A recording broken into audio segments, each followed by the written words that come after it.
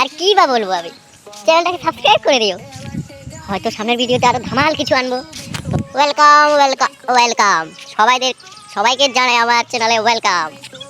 দেখতে পাচ্ছেন প্রথম বৃষ্টি, প্রথম কি বলে ওটাকে, গ্রীষ্মকালের আগমন, এবং প্রথম গাছের মধ্যে পাতা উঠেছে, নতুন পাতা।